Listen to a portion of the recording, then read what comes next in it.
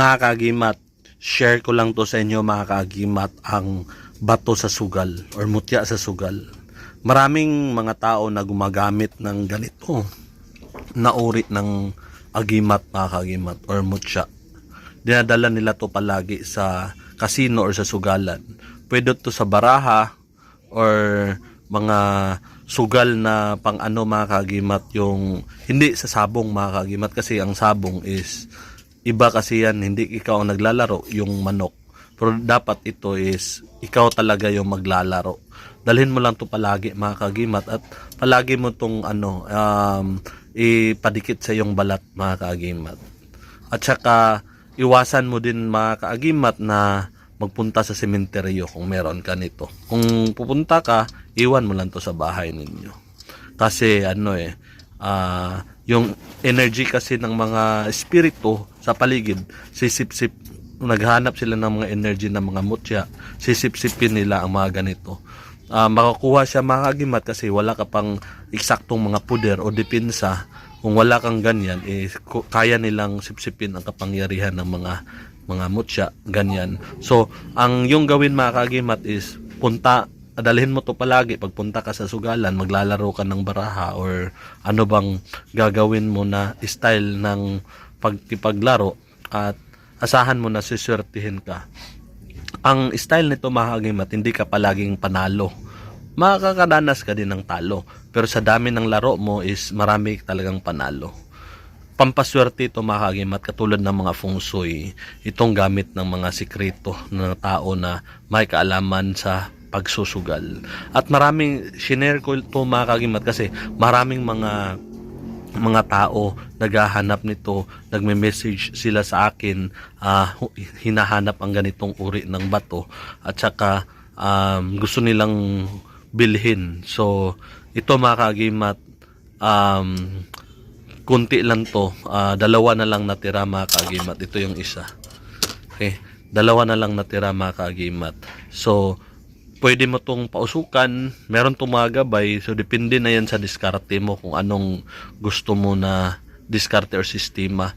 Kung ang iba kasi na mga antingeros is nag-alay sila ng mga ritual. Sa akin kasi mga kaagimat is iba yung style ko. Hindi pareho sa iba. So sila nag-offer sila ng mga manok, mga ritual, at saka mag-alay sila ng mga pausok, mga insenso, ganyan. Sa akin mga kamangyan ang sa kanila kasi pampaswerte. Sa akin mga kaagimat is iba kasi yung style ko. More on dasal ako sa Diyos talaga sa langit, sa Diyos Ama, Diyos Anak, Diyos Espiritu Santo. Because I am a Christian, hindi ako pagans mga kaagimat.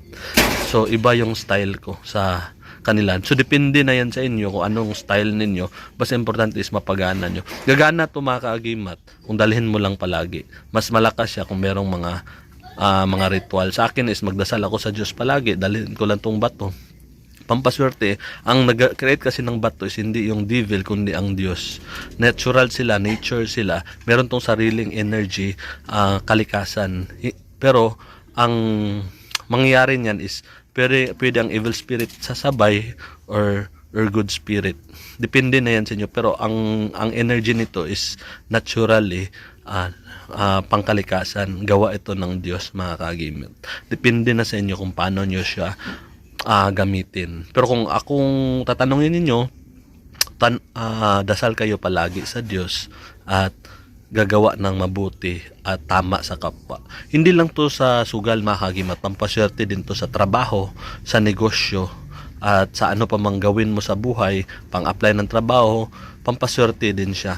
Pero ang problema mga kaagimat, normal lang yan, nandyan yan, pero at least hindi ka mag-give up. Dalhin mo lang tong ganito palagi, dasal sa Diyos palagi, at makadanas ka din ng panalo sa buhay. Basta hindi ka mag-give up, hindi ka madaling susuko sa hirap ng buhay. Kaya mga kaagimat, kung gusto nyo tong bato na to, i-contact nyo ako sa 0905-805-1987, o pwede nyo akong i-chat sa Facebook ko na Agimat ni Paraon.